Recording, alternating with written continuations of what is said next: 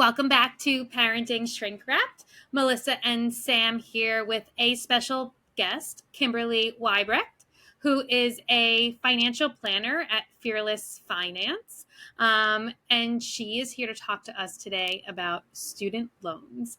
And I think this can hit home for any parent who has a kid who is having to take on educational loans and debt as they enter higher levels of education. And it's a constantly changing space. I also personally understand this as someone who took student loans for medical school training, and the decisions and, what that imparts for repaying it and how that goes, and understanding that as a young adult versus someone who is well into their career now. So Kim is here to help us understand a very complicated subject. At Fearless Finance, she does work with individuals and families on cash flow management, debt and saving strategies, retirement planning, college financial planning, which includes guidance on FAFSA and financial aid decisions and student loan management. So we're going to highlight that aspect of her expertise today. So Kim, thank you so much for being with us today. Thanks so much for having me. It's so nice to meet you both, and I'm excited, to dive into this, like you said, complicated topic. um, so yeah, go So, ahead. Kim, what ended up getting you not only into finance, but specifically kind of like a niche of finance that really focuses around college for most people?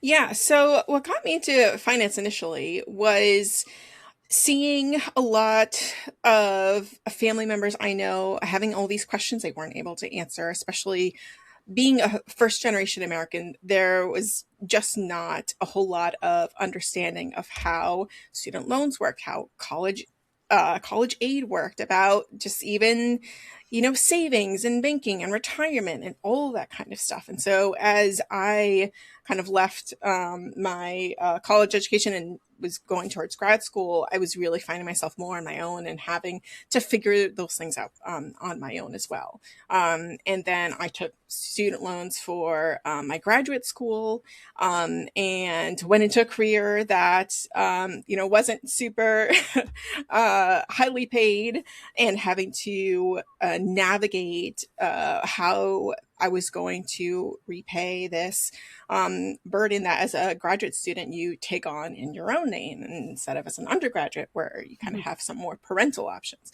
And in that, and kind of figuring all of that out for myself and friends and family members, I really realized how complicated this topic was, and how much of an interest too I just had in numbers and in not just figuring out the like day to day of finances, but what emotional, kind of what emotional baggage you kind of bring into your finances as well, and how that can play such a big role in what your habits are and what your decisions are on like a short and long term basis.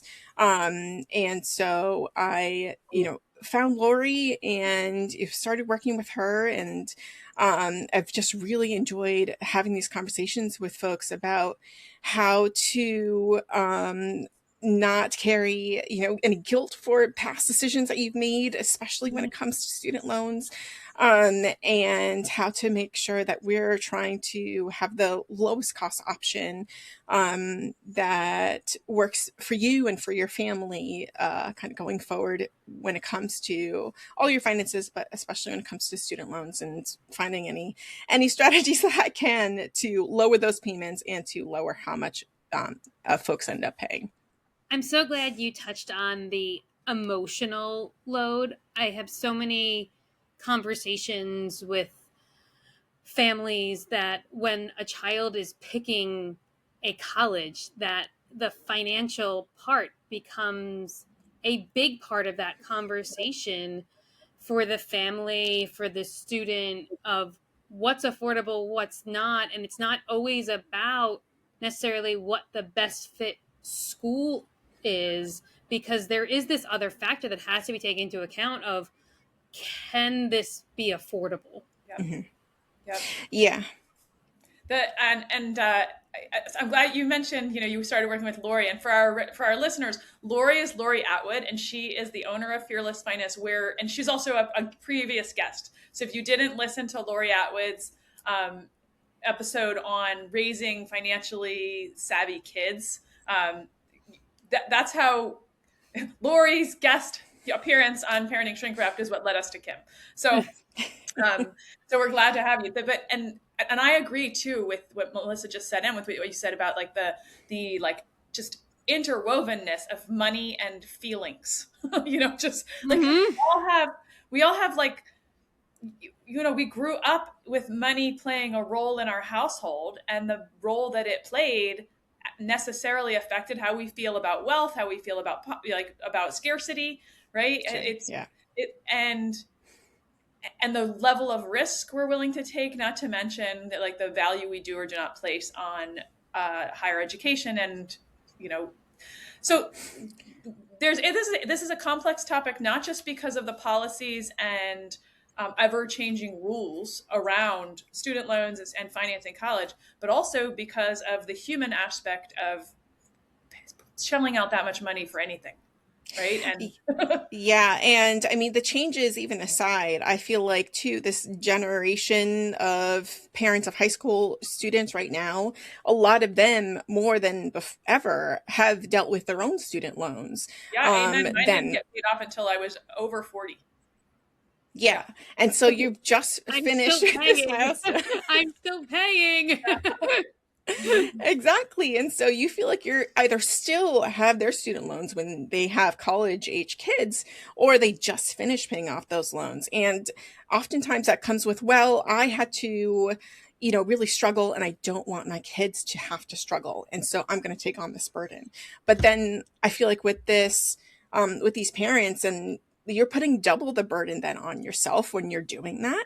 And we really need to think about how you are going to pay them back, and how you're going to retire and, eventually either stop working, of your own free will, or potentially not be able to work anymore, because that's also a possibility that happens to folks that you might not necessarily want to think about, but it definitely can affect your well-being in the future. So I feel like right now that is really a lot of parent situations, and a lot of things that we're trying to navigate in terms of picking a college, like you said, that might be a good fit, and one that is a good financial fit for the parents and for the students. So and in the past, can you tell us about that? Like, how does one pay for college? I recognize that's a huge question, but right. So like, college has, it says like, this is what our tuition is. This is what our room and board is, but that's not actually what many families pay. Right. So like, there's there's also stuff that's not listed in those numbers, Sam. So like, there's stuff not listed, right? But then there's also like, oh, you might be getting this aid or not. So it's that number that's on the website isn't the same for every family. I know. And so, Kim, talk to us about like what college costs, and how does one pay for it? Like, where do student loans come into the picture? So how do you pay for college has changed a lot over the years, but up until recently, it's been up until the cost of attendance that the school sets, and you have a limit in terms of what the student can take, and then afterwards, the parent has only the limit of the cost of attendance, and that generally doesn't include things like books and kind of those other things that add to the cost. It's like the tuition, the room, the board, etc. And so you have the FAFSA as well that you submit to. So that kind of gives your information to the school, and they have changed their ways that they kind of process that information, how it's calculated over the years. They're trying to get to some semblance of how much can this family pay for the school. And then they also have their own scholarships and aid that they give the student and offer that student as well, depending on how much they desire the student. right? Like using the FAFSA, that's the school. It's each individual school determines the estimated family contribution. It's not like a universal thing that FAFSA determines. It's determined school by school. Is that accurate? FAFSA determines it, but each school kind of analyzes it in their own different way, and how they're going to give that package. And also depends on, with admissions, what are we trying to do to entice this student, based off of what admissions wants as well too. So it's this whole kind of like song and dance within each school. So even though you have the same FAFSA that gets sent to all the different schools, your packages are going to vary widely. Some schools will give you merit aid, and other schools will not. And other schools will, give you a certain amount in student loans too.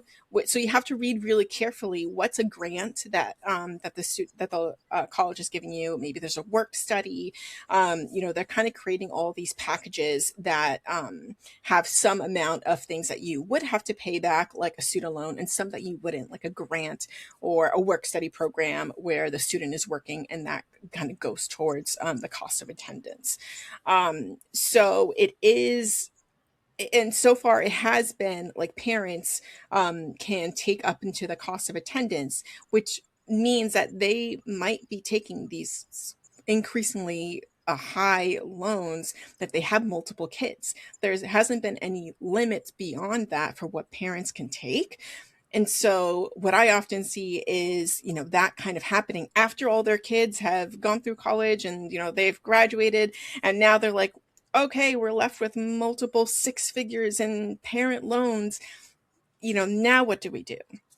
And that's kind of the time when I usually see, these folks come in, and there are some options with parent loans, but not a whole lot in terms of repayment. They have the most limited in terms of repayment plans available to them, and they have the most limited in terms of forgiveness because their payments are much higher than any students. But their limits to how much they can borrow is practically to the sky. So having those two things together just creates a really poor financial situation for these parents that are trying to grapple with these loans. But for kids, there's a limit. Like the student has a limit annually that they can borrow. Is that accurate? Yes, they have an annual limit that increases a little bit each year in terms of how much they can borrow for undergraduate. Then if they decide to go to graduate school and become a graduate student, then it's based off of the cost of attendance again. So you might only have taken out $30,000 in undergraduate loans, but if you go to graduate school, you kind of have that same where like you're an independent student now. You don't have the option for parent loans. But you either have the option for graduate plus loans or for private loans. So a lot of parents too, or students for undergraduate, look to private loans when there isn't enough in grants or isn't enough in federal loans to meet that student's need. Kim, by any chance, do you happen to know a roundabout figure, doesn't have to be exact, for like, I guess 2026, what a student is allowed to borrow as a student, not the parents? What that cap is? Total for undergraduate, it's about 30,000. So these limits are going to be changing with the new laws that is going into place with the One Big Beautiful Bill Act that passed last summer. So there are going to be some big changes on the horizon in terms of how much the undergraduates can borrow, and how much now the parents can borrow. And it all kind of has to do with dates. So the July 1st, 2026 is kind of the new deadline for folks, where if you have any loans that you borrow after July 1st, 2026, your repayment plan options change, your borrowing options change. If you're a student or if you're a parent of a student that's starting starting school this fall semester. There's some grandfathering if they're a student that's already started, like if they're in their freshman year right now, they have 3 more years under the current limits. But if you're a new student this fall, you are subject to the new limits that they're still even writing as we speak in regulations to try and finalize. I even just saw there's new, proposal where they were going to limit graduate students as well, because this applies to graduate students. They were going to limit them to 40,000 per year, and it seems like they might be increasing that to 50,000 per year for graduate students. So what they're really trying to do is limit the amount of loans that are being taken out for parents and students. But what the effect that's actually going to have if the cost of attendance for schools doesn't change is that people are just going to end up going towards private loans, which have much higher interest rates and really limited repayment options as well.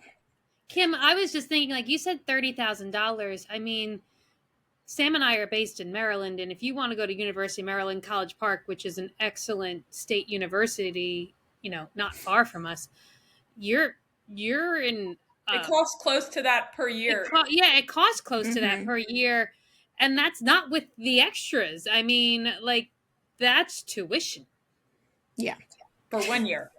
Exactly. Yeah.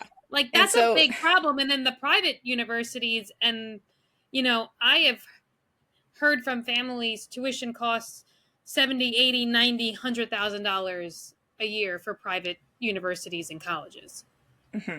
Yeah, and then federal loans too. They're first they changed the FAFSA to not take into account when parents have multiple kids in their family contribution. You have to appeal to the college to let them know that you have multiple kids and that how much you're paying for them, and please increase my grants and my financial aid so that I can get my kid into the school. This is like the burden of these changes falls squarely on the families, but they're trying, like, it sounds like they're trying to change a broken system, which the system is broken, right? The college costs too much and families are going into debt and so on and so forth. But by limiting the amount of debt a kid can take on or a family can take on, either they go into higher debt because of private loans, or they go back to what we started talking about before, which is they make a choice on college that's like, well, this is what fits my pocketbook and it doesn't fit my preference. Like, I'm not going to be happy or thrive here. So truly these changes fall on I'm sure that someone else could see it some other way, like this is just me listening here, but it feels like the burden of these adjustments fall to the family.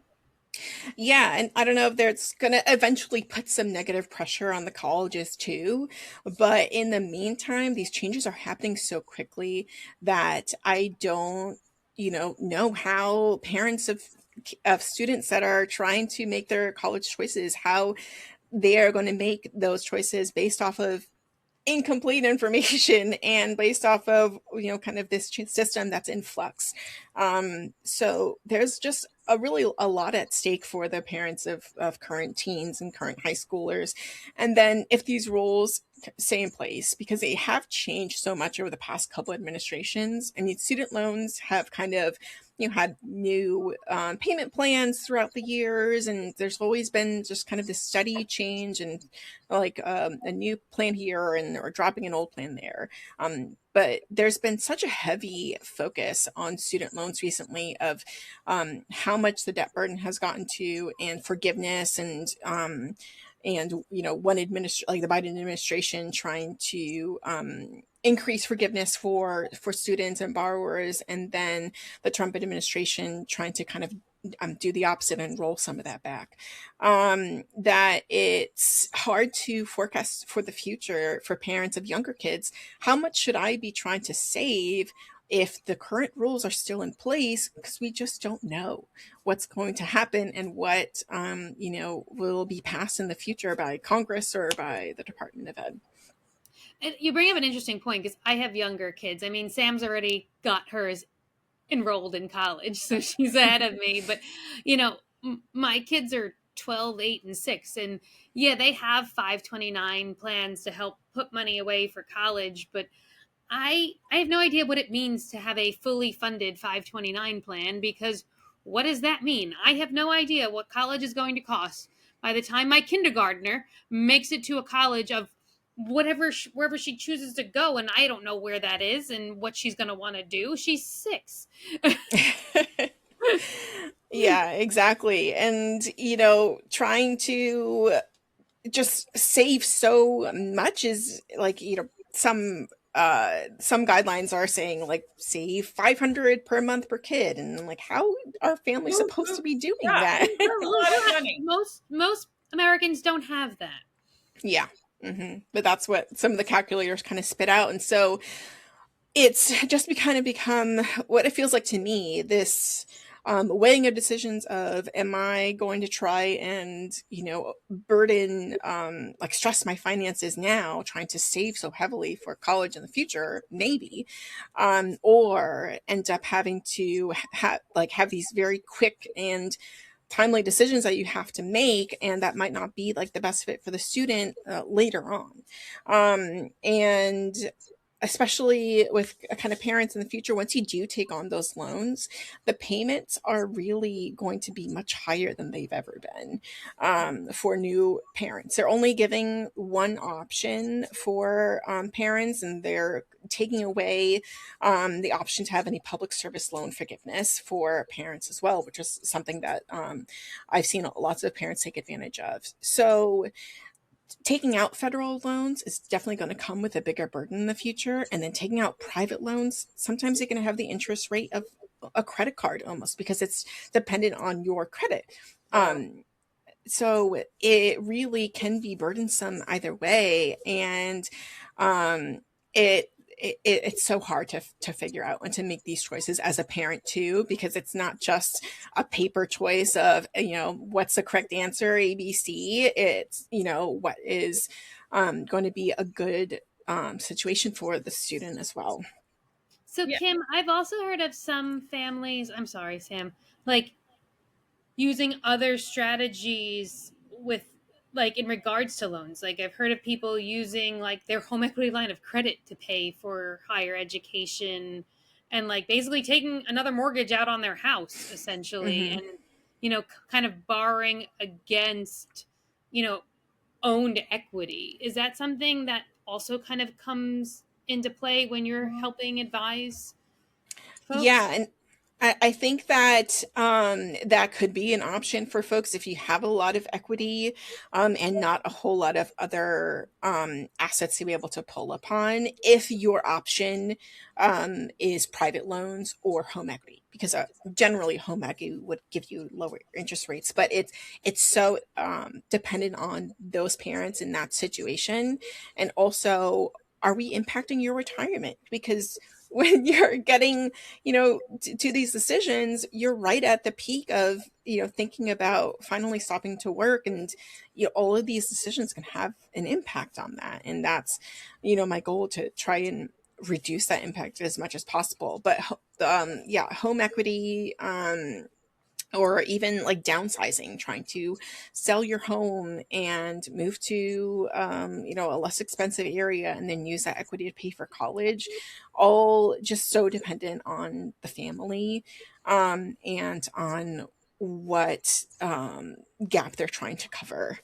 So with so many different options, so many different consequences for decisions you make now, like that around finances.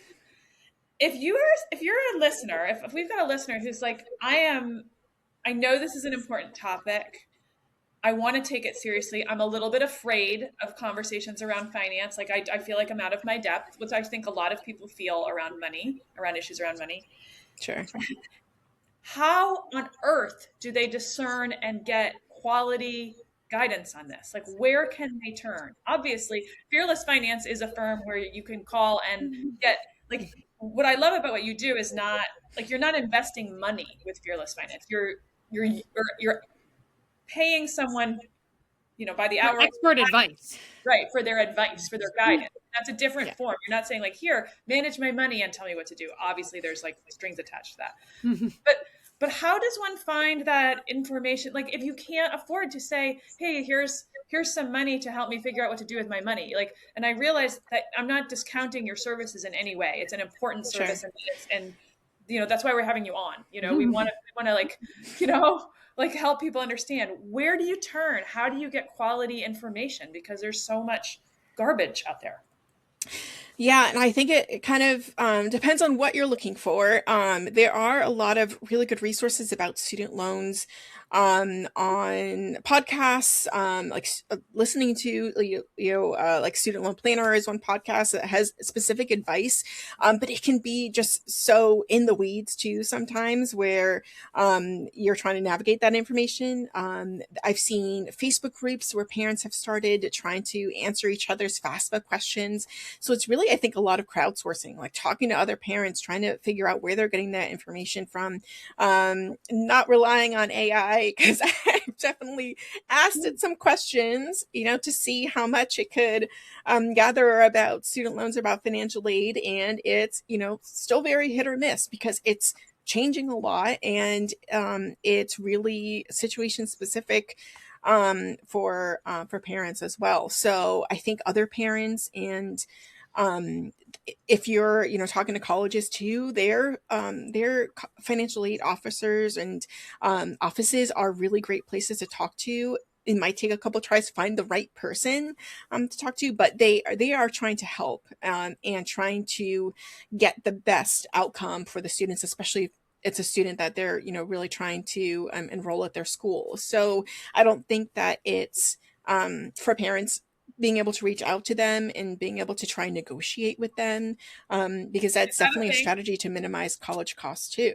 Is that a thing? Like, if your child gets admitted to a college and they're like, oh, I love this place, I so want to go, and it's out of our reach at the moment, is that a thing to call the Office of Financial Aid at the school and say, my kid loves you, how much do you love her back? Right? Like, absolutely. Give us. Yeah.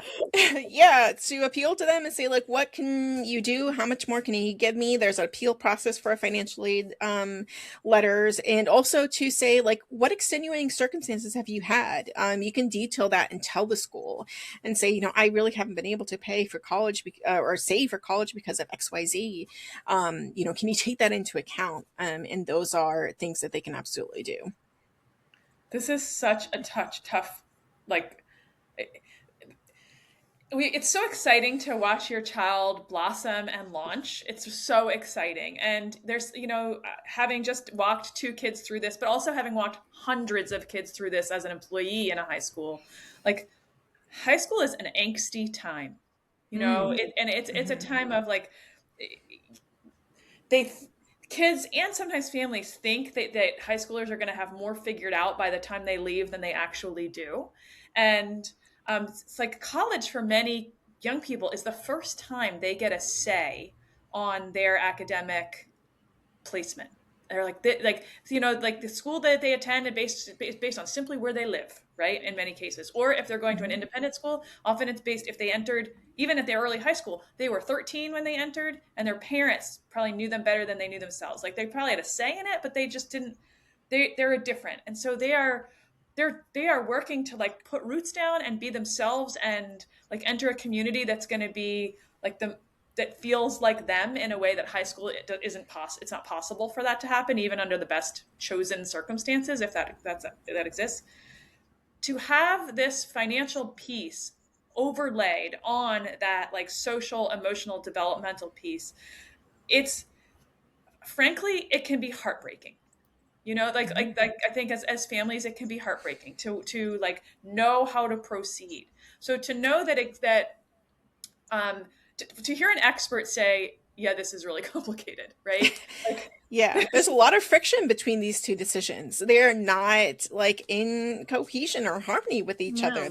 I have completely different goals. And, I think that having, being able to make the choice where your student will thrive will, I think, hopefully set them up for a better long-term, future, but hopefully not at the cost of the parents having to then rely on the students to either make those monthly payments or, help them through retirement. And, those are often the outcomes that I see when the parents are trying to shield their children from any of those types of financial decisions that either affect them, maybe affect their siblings, and then end up having to, still have maybe like some type of burden or just type of consequence on the family, and the stress that can bring to the family as well. So is it possible that families making decisions around college for the 2026-27 school year will have to do so with current influx financial aid rules, only to have the rules change months later before their child has even entered school? Is that a possibility? Yeah, I think so. Or to have it change later on, after the child has graduated, depending on what Congress decides to do. That happened. It happened with the public service loan forgiveness. People who thought they were getting loans forgiven didn't end up getting granted forgiveness. Mm-hmm. This is. I mean, that's scary. Like, these are big life decisions to be making that impact the kid and the parents, and you're at the mercy of whatever changes happen. Yeah, and usually there have been grandfathering that happens with these programs, and it's seeming like that they're kind of moving away from that. PSLF in general seems to be mostly pretty steady. There are just a lot of rules with PSLF that you have to be aware of, and you have to stay on top of it, and they kind of look for those ways where aware of those rules when they change. So unless you're like staying on top of it and really understanding your loan, which I don't think most people do. Mm-hmm. It's easy to not, it's easy to like not want to learn that. It's because, again, for some people it's very complicated, and like Kim, you said you were drawn to your work because you like numbers and it made sense to you and you wanted to serve, and not everyone's like that. No, I have a hard time keeping track of numbers. I'm not like, I reverse them in my head. I just, like, numbers fall off of my mental desktop easily. And sure. So like, even if I understand concepts, like, it's hard for me to keep track of. And so this is a topic that, while I understand in theory how it works, like the practicality of it is something that, like, it's hard for me to bite into. And my children are in college. Like, we're dealing with the burdens of paying for it just right now. And well, it sucks. Yeah. Let me just say it sucks. Well, I know. I mean, I think the main thing I'm taking away from this, I think, is, as the parent, really advocating and getting an education about this for your kid. And, like, honestly, call the financial aid office. I think that's one of the best pieces of advice that I've heard from you, Kim, because it sounds like that, make that connection and really explain to a school what your true financial situation is, especially if the FAFSA isn't taking into account you have more than one kid. A lot of people in this country have more than one kid.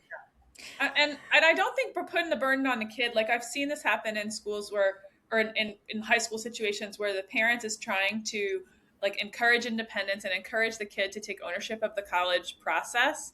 And so the kid largely has on the application process. But when it comes to finances, because if there's usually a joint, commitment to paying for, like, some kid loans or kid contribution and some parent contribution, I think this is something that the parent needs to not hand over completely to the kid. I think it's too complex. It's fraught in many households, and because of how much change there is, I don't know that I trust an 18-year-old to be, like, the leader on this like, knowledge. No, but they should be involved. Absolutely involved. But I like, this feels like something like the parent should take co-lead or take the lead on. Yeah. And especially me thinking about, like, like trying to, get the kid to say like, all right, so what's your salary going to be after you graduate? And, then how much you're going to be able to like help, like, blah, blah, blah. Like they are still trying to figure this out. And I see so many of my clients too, where I'm like, they switched careers a couple of times and, in that process of figuring it out. And I see a lot of potential where in the future, folks might not have that option if they have all of these restrictions on student loans and on undergrad and graduate students. And so the freedoms to be able to make mistakes and navigate these situations and with the information that you have, I feel like is going to be restricted in the future. This is like, I feel like this is a to be continued. We could talk about it for hours. We could bemoan it. We could talk about it. We could speculate, and we probably need to revisit it after July 1, frankly, like once things are more ironed out. Today, though, we'd like to thank you for your bringing your expertise and also your heart to the table on behalf of families and our listeners here at Parenting Shrink Wrapped. And to our listeners, thank you for tuning in to another episode of Parenting Shrink Wrapped. We love you. We love your kids. And thank you for raising the next generation of world changers. Thanks for having me.